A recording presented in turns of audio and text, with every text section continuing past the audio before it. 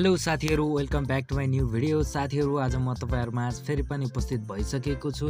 नेपाली सेनाले खुलेको भर्ना छनौट निर्देशनालय जङ्गली अड्डाहरू र त्यसमा तपाईँले चाहेको ठाउँमा र चाहेको पदमा दरखास्त आह्वान फार्महरू चाहिँ कसरी भर्ने र कहाँ कहाँ भर्न सकिन्छ भन्ने किसिमका भिडियोहरू लिएर म तपाईँहरूमा आज उपस्थित भइसकेको छु।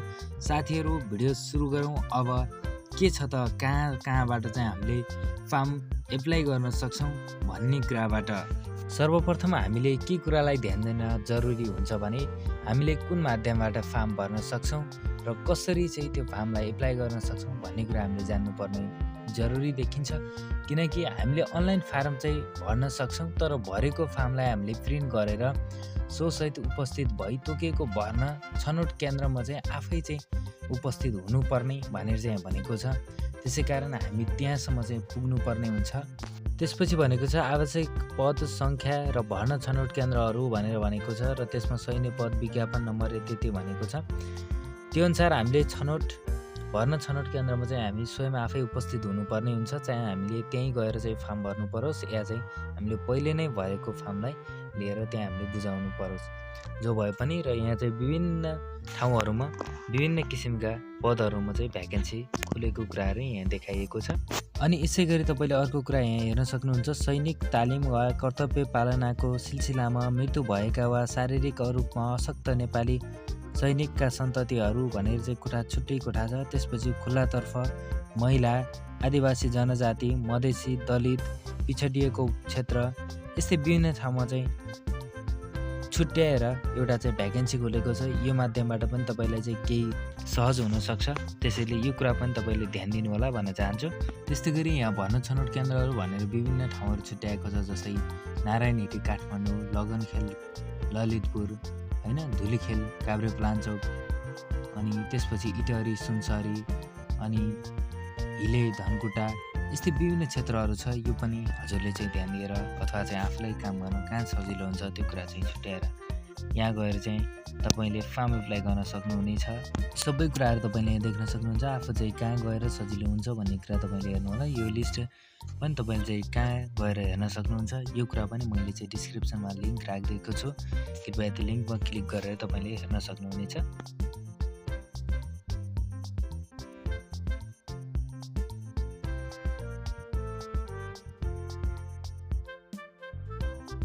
त्यसै गरी यहाँ भनेको छ विभिन्न ट्रेड फलोर्स पदमा भनेर भनेको छ र त्यसमा छ नारायण हिटी काठमाडौँमा सूचीकार, केशकर्तक, सिकर्मी, सहेस, नालबन्दी, होइन। त्यसपछि चाहिँ ओदिन 5 थरमा छ, बकासी, सफाइकर्मी, होइन। यस्तै विभिन्न पदहरूमा चाहिँ यहाँ खुला आह्वान गरिएको छ।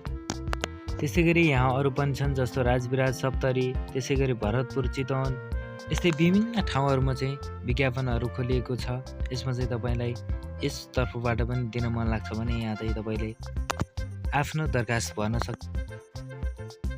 र त्यसै गरी यहाँ अर्को कुरा भनेको छ, जो चाहिँ दरखास्त फारम पेश गर्ने मिति, समय र स्थान भन्ने छ 2083 1 महिना 18 गतेदेखि 2083 2 महिना 16 गतेसम्म र दोब्बर दस्तुर बुझाइ मिति 2083 2 महिना 17 गतेदेखि मिति 2083 2 महिना 23 गतेसम्म थप 7 दिन हुनेछ।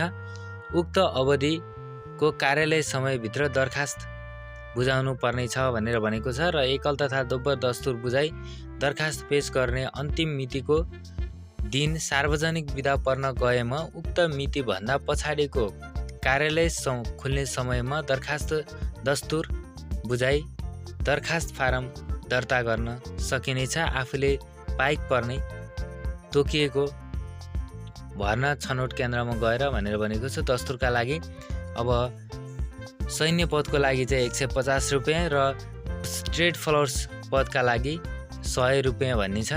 र तर एउटै विज्ञापन नम्बरमा समावेशी तर्फको समूह दरखास्त दिएमा प्रत्येक समूहको लागि रु 20% दरले लाग्नेछ भनेको छ। यो भनेको खुल्ला बाहेक अन्य कुनैमा चाहिँ कोठाहरू छुट्याएर चाहिँ गर्नु पर्यो भने 20% दस्तुर चाहिँ लाग्ने छ भनेर भनेको छ। त्यस्तै गरी अर्को कुरा यहाँ दिएको छ, सैन्य भर्ना छनौट केन्द्रहरू भनेर भनेको छ। कार्यालयहरूको नाम दिएको छ, कार्यालयको कोड, ब्याङ्क खाता नम्बर, यहाँ सबै कुराहरू दिएको छ। यसमा गएर तपाईँले चाहिँ आफ्नो तिर्नुपर्ने राजस्व काट्नुपर्ने हुन्छ।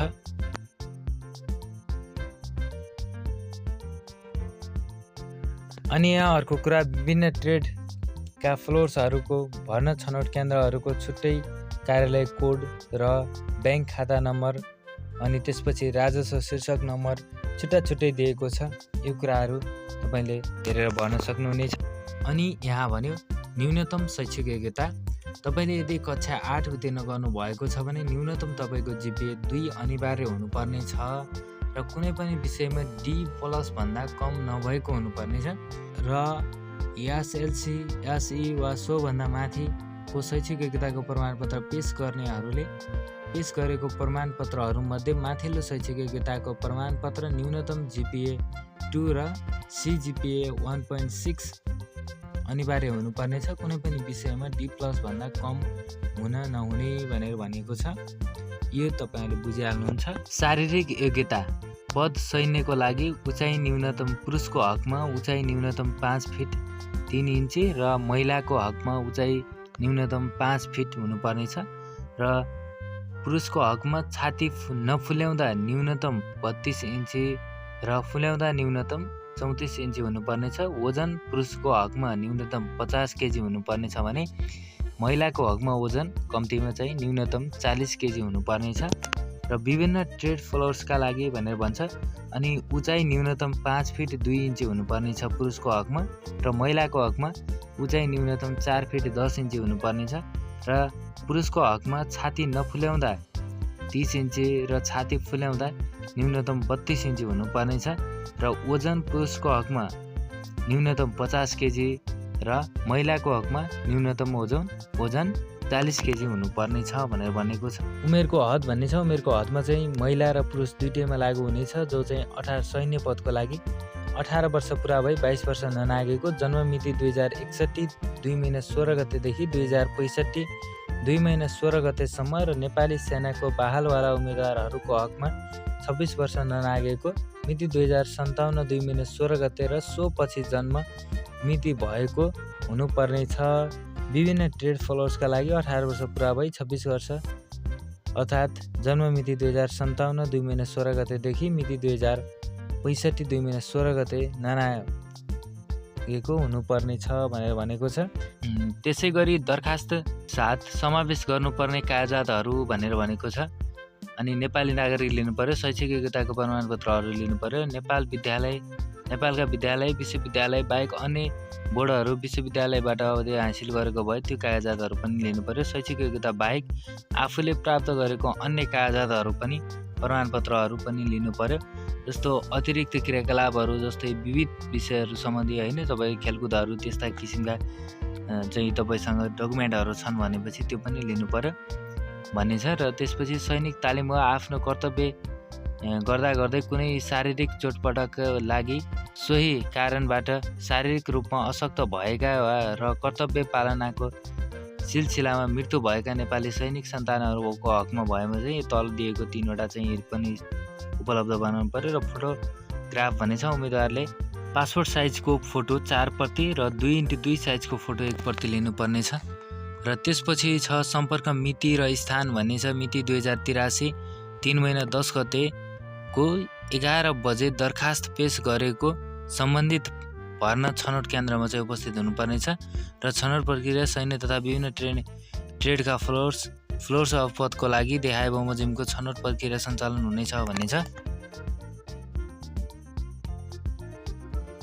त्यसै गरी बुदा नम्बर 2 मा शरीरमा अस्वाभाविक दागहरू नभएको भन्ने छ। अनि त्यसै गरी बुदा नम्बर 3 मा छ हात खुट्टा बाङ्गो टिङ्गो नभएको, औँलाहरू ठिक भएको र धेरै चेप्टो पैतला नभएको हुनुपर्ने छ भन्ने छ। अनि बुदा नम्बर 4 मा घुँडाको अवस्था भन्ने। त्यसै गरी बुदा नम्बर 5 मा छ शरीरमा मुसा नभएको भन्ने छ। अनि दाँत नझरेको भन्ने छ बुदा नम्बर 6 मा। बुदा नम्बर 7 मा छ दुबी भएको भन्ने छ। अनि बुदा नम्बर 8 मा छ कपाल नझरेको, कपाल नफुलेको। अनि त्यस्तै बुदा नम्बर 9 मा छ आँखा डेटो नभएको, आँखा चिम्लिन नसक्ने आँखाको अवस्था भन्ने छ। अनि बुदा नम्बर 10 मा छ प्रष्ट बोली भएको, भकभकाउने र लठ्याउरो हुन नहुने। अनि अर्को छ प्रारम्भिक स्वास्थ्य परीक्षण र त्यसपछि छ शारीरिक परीक्षा र परीक्षाको विवरण भन्ने छ सिटअप, पुसअप होइन, चिनअप, 300 मिटर दौड अनि 2 माइल दौड भन्ने छ। अब यो चाहिँ निश्चित टाइम पनि तोकेको छ, तारा जस्तो पास भन्ने छ होइन, त्यो चाहिँ पुरा गर्नुपर्ने हुन्छ। त्यसै गरी यहाँ अर्को छ विभिन्न ट्रेड फ्लोर्स पदको लागि भन्ने छ। अब परीक्षाको विवरण 40 केजीको ब्याग बोकी, 300 मिटर दौड भन्ने छ, सिटअप होइन, पुसअप, चिनअप, 2 माइल दौड भन्ने छ। अब यो चाहिँ सबै कुरा त्यही नै भइहाल्यो। त्यसै गरी अर्को रहेको छ सूचीकार, सफाइकर्मी, चर्चकर्मी, लोहाकार, केशकर्तक होइन, सिकर्मी, सहेस, नालबन्दी, विभिन्नको लागि फरक चाहिँ मापदण्ड रहेको छ यहाँ। त्यसै गरी यहाँ भनेको छ लिखित परीक्षा सैन्य पदको लागि मात्र भन्ने छ। पद चाहिँ सैन्य भइहाल्यो अनि पूर्णाङ्क चाहिँ 100 पूर्णाङ्कको हुन्छ र 2 घन्टा 30 मिनट हुन्छ। र त्यसपछि छ प्रयोगात्मक परीक्षा भन्ने छ, स्वास्थ्य परीक्षण भन्ने छ अनि अन्तर्वार्ता, त्यसपछि तलब भत्ता, रासन तथा अन्य सुविधाहरू भन्ने छ, अन्य शर्तहरू। त्यसै गरी यहाँ अर्को कुरा भनेको छ अनलाइन फारम भर्ने सम्बन्धी जानकारी भन्ने छ। तपाईँको चाहिँ यो वेबसाइटमा गएर चाहिँ तपाईँले यहाँबाट चाहिँ अनलाइन फर्महरू पनि भर्न सक्नुहुनेछ। तर अर्को कुरा यहाँ चाहिँ नोट के गरिदिएको छ भन्दाखेरि अनलाइनबाट मात्रै सबमिट गरेको फारमलाई मान्यता दिइने छैन भन्ने कुरा पनि छ। त्यो कुरालाई पनि विशेष ध्यान पुर्याउनु होला। र विशेष सूचना भन्ने छ। अनि यति भएपछि सबै कुरा तपाईँले बुझिसक्नु भएको छ मलाई जहाँसम्म लाग्छ। तर साथीहरू भिडियो कस्तो लाग्यो, मन पर्यो भने लाइक गर्नुहोला, कमेन्ट बक्समा गएर कमेन्ट गर्नुहोला र धेरैभन्दा धेरै साथीहरूलाई भिडियो सेयर गर्नुहोला। र यस्तै भिडियोहरू हेर्नको लागि हाम्रो च्यानललाई सब्सक्राइब गर्न नभुल्नुहोला भन्दै आजको भिडियोबाट बिदा हुन्छु। हस्, धन्यवाद, नमस्कार।